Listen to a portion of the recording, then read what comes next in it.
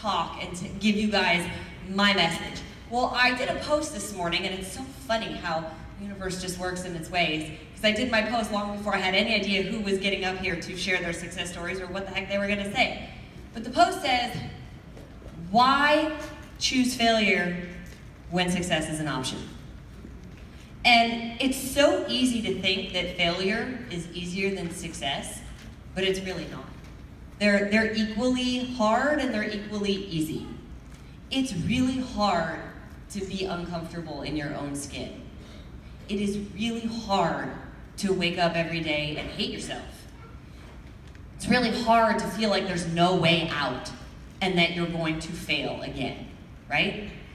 It's also very hard to get up and push play and let me kick your ass, not swear, and let me kick your butt for 45 minutes to an hour a day. It's really hard to say no to the cheesecake and the donuts and the fast food. It's really hard to take the time to go to the grocery store and meal prep and plan. It's really hard to get your kids to eat their vegetables when all they want are chicken nuggets and french fries. So they're both hard, but they're both just as easy, right? If you're choosing failure and you just say screw it and you throw caution to the wind and you eat the fries and you eat the chicken nuggets, you don't make the dinner, and you don't press play, and you get stuck in the vicious cycle, yeah, it's easy. It's easy to not do anything, but it's not, because then you're stuck in the heart of feeling all those bad things.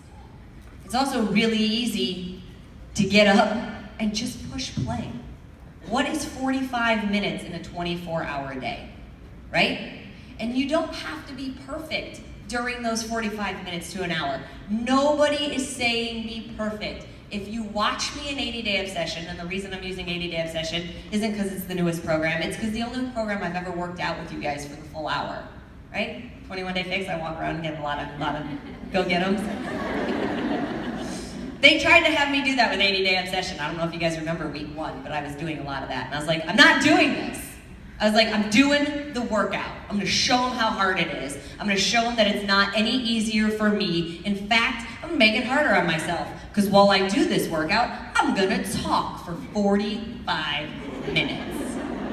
Yeah. In fact, I do the workouts now and I'm always like, am I that much stronger or was it just that much harder to talk? It's that much harder to talk. And so I did the workouts with you guys to show you I'm not perfect. My balance on my right foot sucks. Sprained that ankle 4 times as a dancer. I don't balance on it well at all. So I'm over here trying to do single leg lifts and I'm like this. You see it in the video. It's there. I'm gasping for air. More often than not, I'm saying rest just so I can breathe. Who did booty today? Anybody?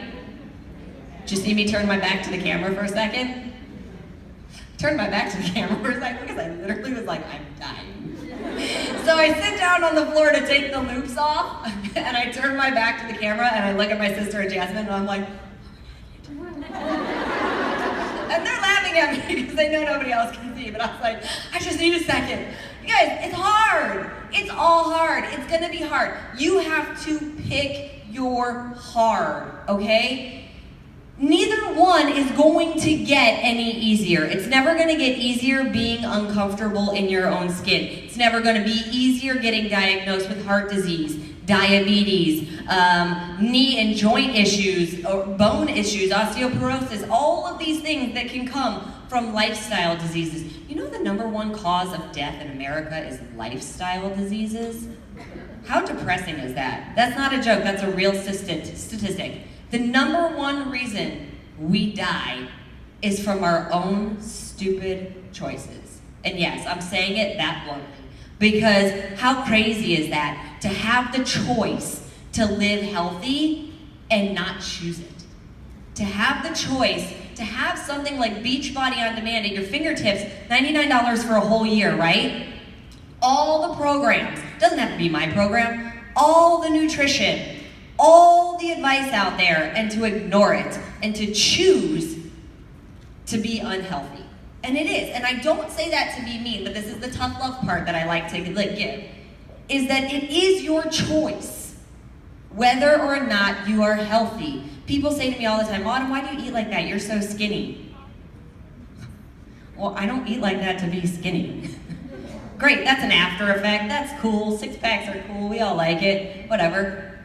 I eat the way I eat. I exercise the way I exercise to be healthy. It is a choice so that I can live the life that I want to live, so that I can go out and do the things that I want to do, so that I can play with my son when he just goes like the dang Energizer battery, and I'm like, aren't we done yet? I'm so tired. And he's like, let's jump on the trampoline at 9 o'clock at night. I'm like, no. And then he makes fun of me for it because he's like, your back hurts. I'm like, I'm old, you gotta give mommy a break. But that my point is that I make these choices not about the weight. I make the choices about my health.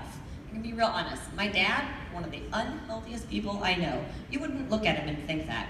He's not like super overweight. My dad's eating habits literally make me cringe. Wine and white bread kind of are his thing. No water, okay? He has 3 kids in the health and fitness industry. Myself, my brother's a chef, and my daughter's a beach body coach and a health and wellness coach. The 3 of us can't convince this man to eat right to save our lives. Do you understand how much it makes me want to bang my head into a wall? In the meantime, my dad is a man, obviously. He's had osteoporosis since he was 45 years old. In case you guys don't know, that's unheard of. He has knee issues. He has joint issues in his thumb. He's had back surgery. He had that when he was in his 30s. He thinks he blew another disc in his back the other day. His hand tingles. He's got floaters in his eyes. He's kind of half deaf in one ear. My dad is 67 years old. That's insane to me. And then he says to me, well, you and your sister work out so much. I don't know why you do that. You work out way too much.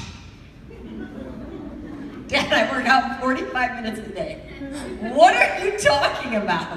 He sent me to school to be a dance major. I danced 6 hours a day and then went and waited tables for 8 hours a night, and he didn't tell me I did too much. But in the world of working out, in my dad's eyes, I work out too much. And why do you always eat like that? Oh, we can't have any family traditions because you and your sister can't eat meatballs fried in Crisco.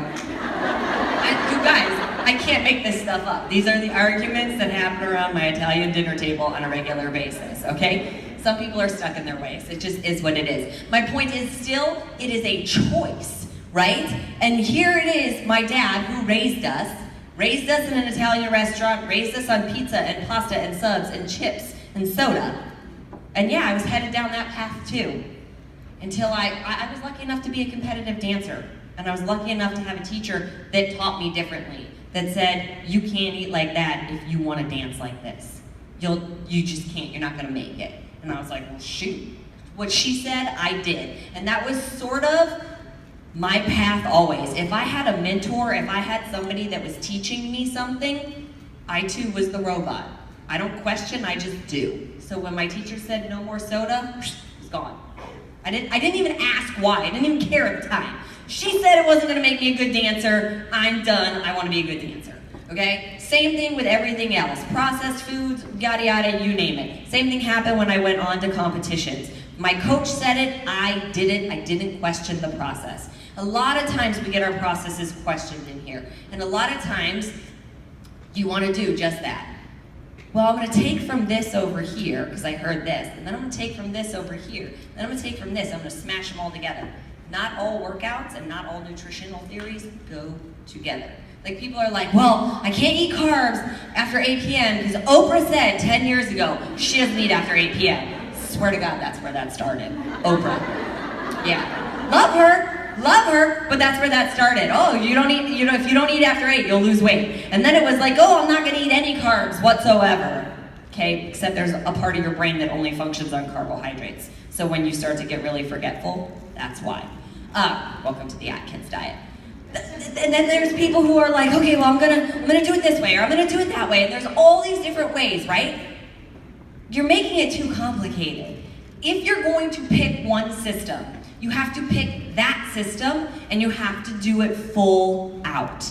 You have to trust that leader, that trainer, that expert, and hopefully believe that they have put in the time, the work, the energy, the knowledge, and the research to put out the best program possible. That's why you're here with Beachbody, because at least I know we do that. I don't know what other people do. Can't say what other people do, but I know our process is rigorous. I know that when I sit in a room, a boardroom, with 10 other people, and we go back and forth, and I have to hold my ground against 10 other people about why it has to be this way, and it can't be that way, because marketing wants to make it sound cool, but sounding cool doesn't work.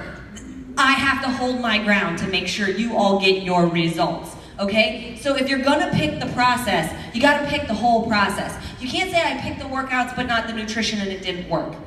You can't say I picked the nutrition but not the workouts and it didn't work. You can't say I picked this part of the nutrition but I'm still gonna add this piece in from over here. It may or may not work. You gotta